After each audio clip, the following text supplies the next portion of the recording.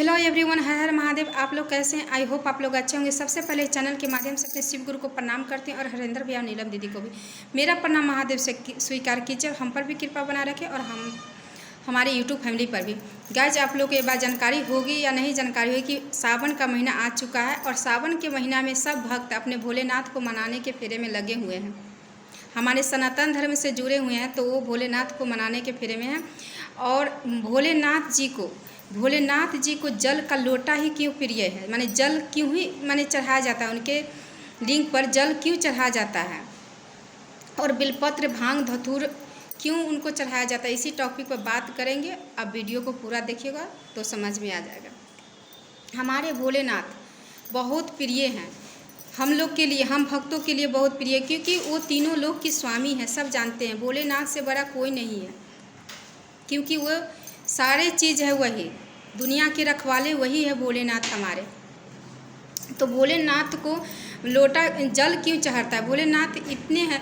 आप लोग को ये भी पता होगा कि एक समुद्र मंथन हुआ था। समुद्र मंथन के समय विष भी निकला था और जहर, ये अमृत निकला था। अमृत निकला था और ये जहर निकले था, विष निकला था। वो विष हमारे भोलेनाथ जी ने ग्रहण किए हुए थे और ग्रहण किए ना तो वो कंठ पर आकर अटक गया। भोलेनाथ जी को वहीं पर डाले, अंदर नहीं जाने दिए।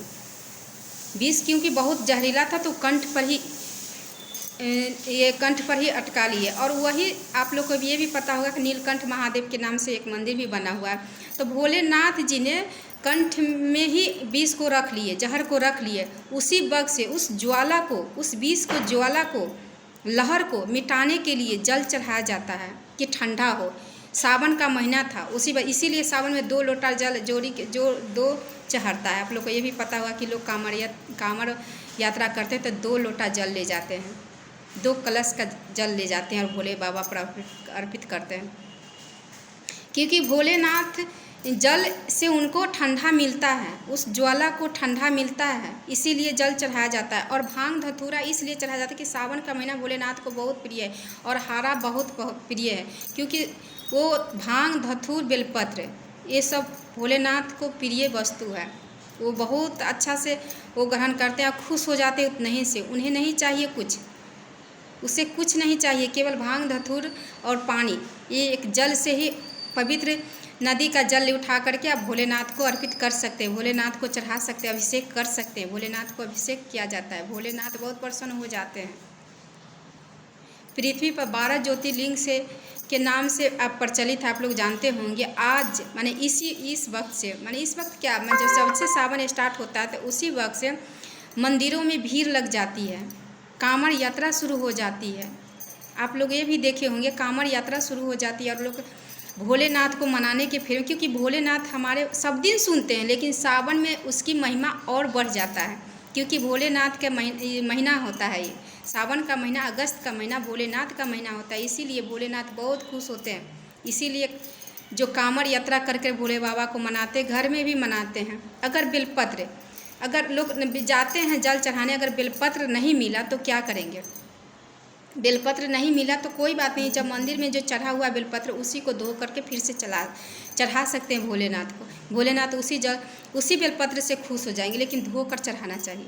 अगर वो भी नहीं मिला, अगर वहाँ गए वहाँ वो भी नहीं मिला तो 3 उंगली से, उंगली जो होता है 3 उंगली से ऐसे कर दीजिए, वही बेलपत्र हो गया। भगवान को मन से सोमवार करके डाल दीजिए, भोलेनाथ खुश हो जाएंगे। मन में डालिए कि हम बेलपत्र चढ़ा रहे हैं, बस भोलेनाथ इतना ही से खुश हो जाते, क्योंकि भोलेनाथ इतने भोले हैं कि क्या कहें।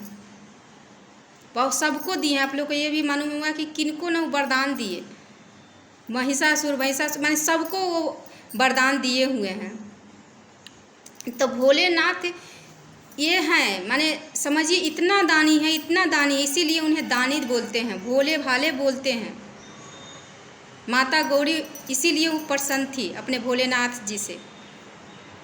तो आप लोग को गाइज जान चुके होंगे कि भोलेनाथ जी पर जल क्यों चढ़ता है, भांग धतूर क्यों चढ़ता है। भांग धतूर हरियाली के प्रतीक है, वो भोलेनाथ को बहुत प्रिय है, क्योंकि हरा हरा होता है, इसीलिए भांग धतूर बेलपत्र चढ़ता है। और जो ये है ये जल होता है, जल ज्वाला को ठंडा करने के लिए, जो विष का ज्वाला जो कंठ में अटका हो उसको ठंडा करने के लिए ये जल चढ़ाया जाता है। ओके गाइज, समझ में आ गया होगा। अगर अच्छा लगा होगा तो लाइक, सब्सक्राइब, कमेंट, शेयर ज़रूर कीजिएगा, क्योंकि एक सब्सक्राइब, एक कमेंट से, एक लाइक से बहुत मोटिवेशन मिलता है। Okay guys.